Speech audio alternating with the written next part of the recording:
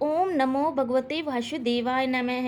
जय श्री राधे दोस्तों, मैं अंजलि कुमार आपका वंदन करती हूँ, अभिनंदन करती हूँ। बृहस्पतिवार का व्रत कथा। भारतवर्ष में एक प्रतापी और दानी राजा राज्य करता था। वह नित्य गरीबों और ब्राह्मणों की सहायता करता था। यह बात उसकी रानी को अच्छी नहीं लगती थी। वह न ही गरीबों को दान देती और न ही भगवान का पूजन करती, और राजा को भी दान देने से मना किया करती थी। एक दिन राजा शिकार खेलने वन को गए हुए थे, तो रानी महल में अकेली थी। उसी समय बृहस्पति देव साधु के वेश में राजा के महल में भिक्षा लेने के लिए आए और भिक्षा मांगी। रानी ने भिक्षा देने से इनकार किया और कहा, हे साधु महाराज, मैं तो दान पुण्य से तंग आ गई हूँ। मेरा पति सारा धन लुटाते रहते हैं। मेरी इच्छा है कि हमारा धन नष्ट हो जाए और न ही रहे बांस और न ही बजेगी बांसुरी। साधु ने कहा, देवी तुम तो बड़ी विचित्र हो। धन संतान तो सभी चाहते हैं, पुत्र और लक्ष्मी तो पापी के घर भी होने चाहिए। यदि तुम्हारे पास अधिक धन है तो भूखों को भोजन दो, प्यासे के लिए प्याऊ बनवाओ, मुसाफिरों के लिए धर्मशालाएं खुलवाओ। जो निर्धन अपनी कुंवारी कन्याओं का विवाह नहीं कर सकती, उनका विवाह करा दो। ऐसे और कई काम हैं जिनके करने से तुम्हारे यश लोक परलोक में फैलेगा। परंतु रानी का उपदेश कोई प्रभाव न पड़ा। वह बोली, महाराज आप मुझे कुछ न समझाइए, मैं ऐसा धन नहीं चाहती जो हर जगह बांटती फिरूं। साधु ने उत्तर दिया, यदि तुम्हारी यही इच्छा है तो तथास्तु, तुम ऐसा करना। बृहस्पतिवार को घर लीपना, पीली मिट्टी से अपना सिर धोकर स्नान करना, भट्ठी चढ़ाकर कपड़े धोना, घर के पुरुषों को हजामत बनवाना। ऐसा करने से तुम्हारे सारा धन नष्ट हो जाएगा। इतना कहकर वह साधु महाराज वहां से आलोक परलोक में हो गए। साधु के अनुसार कई बातों को पूरा करते हुए रानी को केवल 3 बृहस्पतिवार ही बीते थे कि उसकी समस्त धन संपत्ति नष्ट हो गई। भोजन के लिए राजा का परिवार तरसने लगा। तब एक दिन राजा ने रानी से बोला कि हे रानी, तुम यहीं रहो, मैं दूसरे देश में जाता हूँ, क्योंकि यहाँ पर सभी लोग मुझे जानते हैं, इसीलिए मैं कोई छोटा कार्य नहीं कर सकता। ऐसा कहकर राजा परदेश चला गया। वहाँ वह जंगल से लकड़ी काटकर लाता और शहर में बेचता। इस तरह वह अपना जीवन व्यतीत करने लगा। इधर राजा के परदेश जाते ही रानी और दासी दुखी हो रहने लगी। जब रानी और दासी के 7 दिन तक बिना भोजन के रहना पड़ा, तो रानी ने अपनी दासी से कहा, हे दासी, पास ही के नगर में मेरी बहन रहती है, वहाँ बड़ी धनवान है। तुम उसके पास जाओ और कुछ ले आओ, ताकि थोड़ी बहुत गुजर बसर हो जाए। दासी रानी की बहन के पास गई। उस दिन गुरुवार था और रानी की बहन उस समय बृहस्पतिवार की कथा सुन रही थी। दासी ने अपनी रानी की बहन को अपनी रानी का संदेश दिया, लेकिन रानी की बड़ी बहन ने कोई उत्तर नहीं दिया। जब दासी को रानी की बहन से कोई उत्तर नहीं मिला, तो वह बहुत दुखी हुई और उसके क्रोध भी आया। दासी ने वापस आकर रानी से सारी बात बता दी। सुनकर रानी ने अपने भाग्य को कोसा। उधर रानी की बहन ने सोचा कि मेरी बहन की दासी आई थी, परंतु मैं उससे कहीं नहीं बोली, इससे वह बहुत दुखी हुई होगी। कथा सुनकर और भोजन समाप्त करके वह अपनी बहन के घर आई और कहने लगी, बहन, तुम्हारी दासी मेरे घर आई थी, परंतु तब मैं बृहस्पतिवार की कथा कर रही थी। जब तक कथा होती है तब तक ना तो उठते हैं ना ही बोलते हैं, इसीलिए मैं नहीं बोली। कहो दासी क्यों आई थी? रानी बोली, बहन, तुमसे क्या छिपाऊं, हमारे घर में खाने तक को अनाज नहीं था। ऐसा कहते कहते रानी की आंखों में आंखें भर आई। उसने दासी समेत पिछले 7 दिनों में भूखे रहने की बात अपनी बहन को विस्तार पूर्वक सुना दी। रानी की बहन बोली, देखो बहन, भगवान बृहस्पति देव सबकी मनोकामनाओं को पूर्ण करते हैं। देखो, शायद तुम्हारे घर में अनाज रखा हो। पहले तो रानी को विश्वास नहीं हुआ, पर बहन के आग्रह पर अब उसने अपनी दासी को अंदर भेजा, तो उसने सचमुच अनाज में भरा एक घड़ा मिल गया। वह देखकर दासी को बड़ी हैरानी हुई। दासी रानी से कहने लगी कि हे रानी, जब हमको भोजन नहीं मिला तो हम व्रत ही तो करते हैं, इसीलिए क्यों ना इस व्रत को और कथा की विधि पूछ ली जाए, ताकि हम भी व्रत कर सके। तब रानी ने अपनी बहन से विस्तार बृहस्पतिवार व्रत के बारे में पूछा। उसकी बहन ने बताया, बृहस्पति व्रत में चने की दाल और मुनक्का से विष्णु भगवान का केले की जड़ में पूजन करें तथा दीपक जलाएं, व्रत कथा सुने और पीला भोजन ही करें, इससे बृहस्पति देव प्रसन्न होते हैं। व्रत और पूजन विधि बताकर रानी की बहन अपने घर लौट आई। 7 दिन के बाद जब गुरुवार आया, तो रानी और दासी ने व्रत रखा। दासी गुड़साल में जाकर चना और गुड़ लेकर आई, फिर उससे केले की जड़ तथा विष्णु भगवान का पूजन किया। अब पीला भोजन कहाँ से आए, इस बात को लेकर दोनों बहुत दुखी थी, क्योंकि उन्होंने व्रत रखा था, इसलिए बृहस्पति देव उससे प्रसन्न करते थे। इसीलिए वे एक साधारण व्यक्ति का रूप धारण कर दो थालों में सुंदर पीला भोजन दासी को दे गए। भोजन पाकर दासी प्रसन्न हुई और फिर रानी के साथ मिलकर भोजन ग्रहण किया। उसके बाद वे सभी गुरुवार को व्रत और पूजन करने लगी। बृहस्पति भगवान की कृपा से उसके पास फिर से धन संपत्ति आ गई, परंतु रानी फिर से पहले की तरह आलस्य करने लगी। तब दासी बोली, देखो रानी, तुम पहले भी इस प्रकार आलस्य करती थी, तुम्हें धन रखने में कष्ट होता था, इसी कारण सभी धन नष्ट हो गया, और अब जब भगवान बृहस्पति की कृपा से धन मिला है तो तुम्हें फिर से आलस्य होता है। रानी को समझाते हुए दासी कहती है कि बड़ी मुसीबतों के बाद हमने यह धन पाया है, इसीलिए हमें दान पुण्य करना चाहिए, भूखे मनुष्य को भोजन कराना चाहिए और धन को शुभ कार्यों में खर्च करना चाहिए, जिससे तुम्हारे कुल का यश होगा, यश बढ़ेगा, स्वर्ग की प्राप्ति होगी, पितृ प्रसन्न होंगे। दासी की बात मानकर रानी अपना धन शुभ कार्यों में खर्च करने लगी, जिससे पूरे नगर में उसका यश फैलने लगा। उधर एक दिन राजा दुखी होकर जंगल में एक पेड़ के नीचे आसन जमाकर बैठ गया। वह अपनी दशा को याद करके व्याकुल होने लगा। बृहस्पतिवार का दिन था। एकाएक उसने देखा कि निर्जल वन में एक साधु प्रकट हुए। वहां साधु वेश में स्वयं बृहस्पति देवता थे। राजा ने सामने आकर बोले, हे लकड़हारे, इस सुनसान जंगल में तू चिंता मगन क्यों बैठा है? राजा ने दोनों हाथ जोड़कर प्रणाम किया और उत्तर दिया, महात्मा जी, आप सब कुछ जानते हैं, मैं क्या कहूँ? यह कहकर रोने लगा और साधु को अपनी आत्मकथा सुनाई। महात्मा जी ने कहा, तुम्हारी स्त्री ने बृहस्पतिवार के दिन बृहस्पति भगवान का निरादर किया है, जिसके कारण रुष्ट होकर उन्होंने तुम्हारी यह दशा कर दी। अब तुम चिंता को दूर करके मेरे कहने पर चलो तो तुम्हारे सब कष्ट दूर हो जाएंगे और भगवान पहले से ही अधिक संपत्ति देंगे। तुम बृहस्पतिवार के दिन कथा किया करो। 2 पैसे के चने मुनक्का लाकर उसका प्रसाद बनाओ और शुद्ध जल से लोटे में शक्कर मिलाकर अमृत तैयार करो। कथा के पश्चात अपने सारे परिवार और सुनने वाले प्रेमियों में अमृत व प्रसाद बांटकर स्वयं भी ग्रहण करो। ऐसा करने से भगवान तुम्हारी सब मनोकामनाएं पूरी करेगा। साधु के ऐसे वचन सुनकर राजा बोला, हे प्रभु, मुझे लकड़ी बेचकर इतना पैसा नहीं मिलता जिससे भोजन के उपरांत कुछ बचा सकूं। मैंने रात्रि में अपनी स्त्री को व्याकुल देखा है, मेरे पास कुछ भी नहीं जिससे मैं उनकी खबर मंगवा सकूं। साधु ने कहा, हे लकड़हारे, तुम किसी बात की चिंता मत करो। बृहस्पतिवार के दिन तुम रोजाना की तरह लकड़ियां लेकर शहर को जाओ। तुमको रोज से 2 गुना धन प्राप्त होगा, जिससे तुम भली भांति भोजन कर लोगे तथा बृहस्पति देव की पूजा का सामान भी आ जाएगा। इतना कहकर साधु अंतर्धैर्य हो गया। धीरे धीरे समय व्यतीत होने पर फिर वहीं बृहस्पतिवार का दिन आया। लकड़हारा जंगल से लकड़ी काटकर किसी शहर में बेचने गया। उसे उस दिन और अधिक से अधिक पैसा मिला। राजा ने चना गुड़ आदि लाकर गुरुवार का व्रत किया। उस दिन उसके सभी कलेश दूर हो गए, परंतु जब दोबारा बृहस्पतिवार का व्रत आया तो वह व्रत करना भूल गए। इस कारण बृहस्पति भगवान नाराज हो गए। उस दिन उस नगर के राजा ने विशाल यज्ञ का आयोजन किया तथा शहर में यह घोषणा करा दी कि कोई भी मनुष्य अपने घर में भोजन ना बनावे, आग ना जलावे। समस्त जनता मेरे यहाँ भोजन करने आई। इस आज्ञा को जो न मानेगा उसे फांसी की सजा दी जाएगी। इस तरह की घोषणा संपूर्ण नगर में करवा दी गई। राजा की आज्ञा के अनुसार शहर के सभी लोग भोजन करने के लिए, लेकिन लकड़ा कुछ देर से पहुंचा, इसीलिए राजा के सेवक उसको अपने हाथ पर साथ घर कर ले गए और ले जाकर भोजन करा रहे थे तो रानी की दृष्टि उस फूटे पर पड़ी जिस पर उसका हार टका हुआ था। वह वहां पर दिखाई नहीं दिया। रानी ने निश्चय किया कि मेरा हार उसी मनुष्य ने चुरा लिया है। उसी समय सिपाहियों को बुलाकर उसको कारागार में डलवा दिया।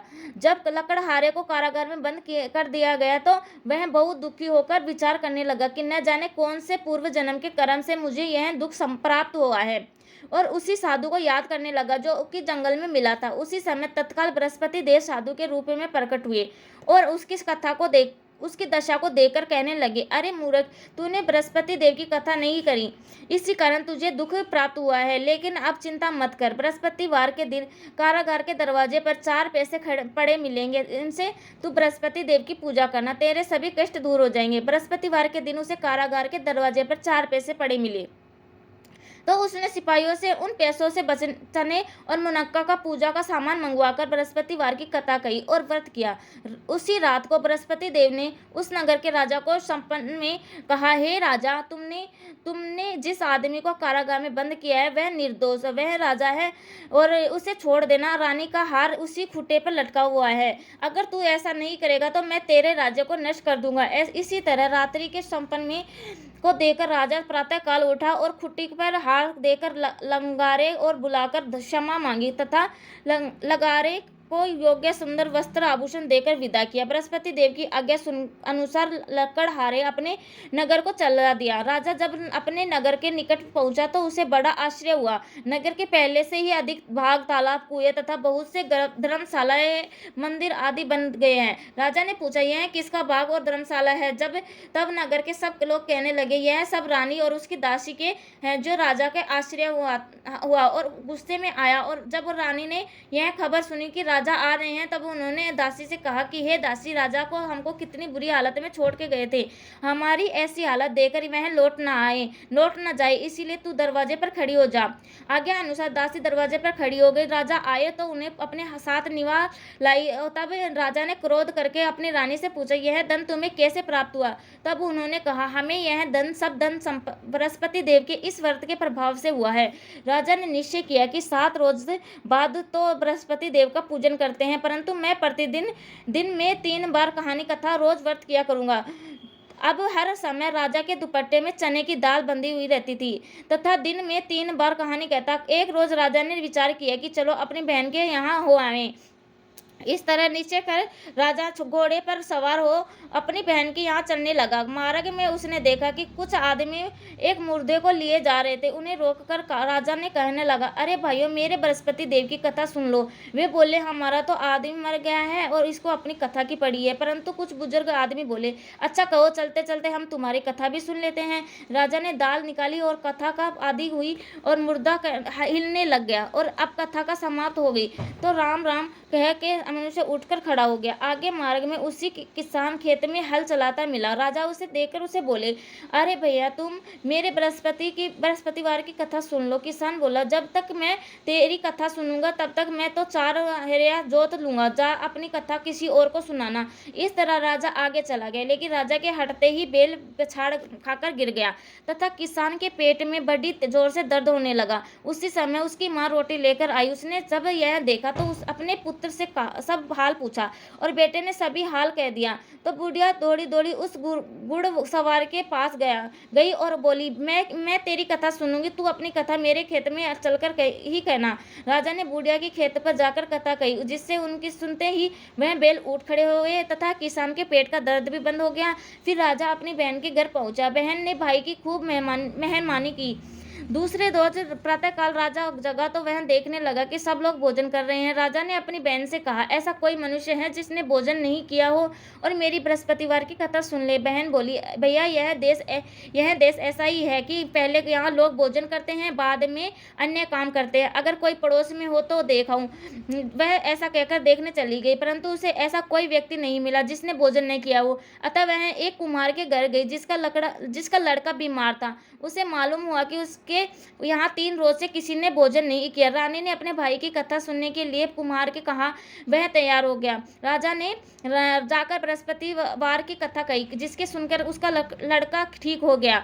तो वह अब राजा की प्रशंसा होने लगी। एक रोज राजा ने अपनी बहन से कहा कि हे बहन, हम अपने घर को जाएंगे, तुम भी तैयार हो जाओ। राजा की बहन ने अपनी सास ने कहा, हाँ चले जा, परंतु अपने लड़कों को मत लेके जाना, क्योंकि तेरे भाई की कोई औलाद नहीं है। बहन ने अपनी भैया से कहा, हे भैया, मैं तो चलूंगी, पर कोई बालक नहीं जाएगा। राजा बोला, जब कोई बालक ही नहीं जाएगा तो तुम ही क्या करोगी? बड़े दुखे मन से राजा अपने नगर को लौट आया। राजा ने अपनी रानी से कहा, हम निर्वंशी हैं, हमारा मुँह देखने का धर्म नहीं है और कुछ भोजन आदि नहीं किया। रानी बोली, हे प्रभु, बृहस्पति देव ने हमें सब कुछ दिया है, वह हमें औलाद अवश्य देंगे। उसी रात को बृहस्पति देव ने राजा के संपन्न में कहा, राजा उठ, सभी सोच त्याग दे, तेरी रानी गर्भ से है। राजा की यह बात सुनकर रानी बड़ी खुश हुई। 9वें महीने उसके गर्भ से एक सुंदर पुत्र पैदा हुआ। तब राजा बोला, हे रानी, स्त्री बिना भोजन के रह सकती है, पर बिना कहे कहीं नहीं रह सकती।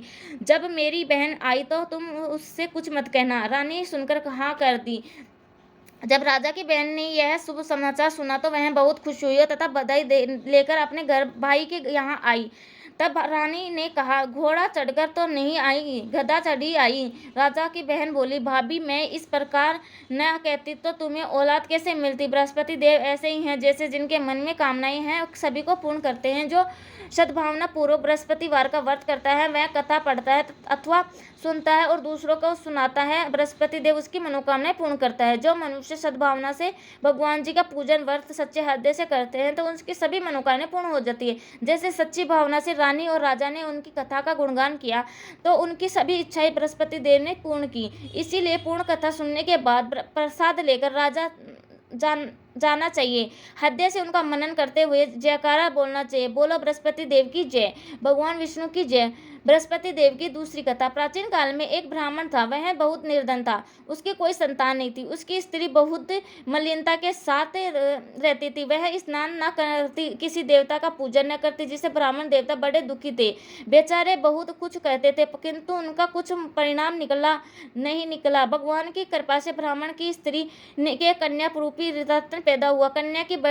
कन्या बड़ी होने पर प्रातः स्नान करके विष्णु भगवान का जाप वे बृहस्पतिवार का व्रत करने लगी। अपने पूजन पाठ को समाप्त करके विद्यालय जाती तो अपने मुट्ठी में जो भी घर भर के ले जाती उनका पाठशाला में मार्ग में डाल जाती।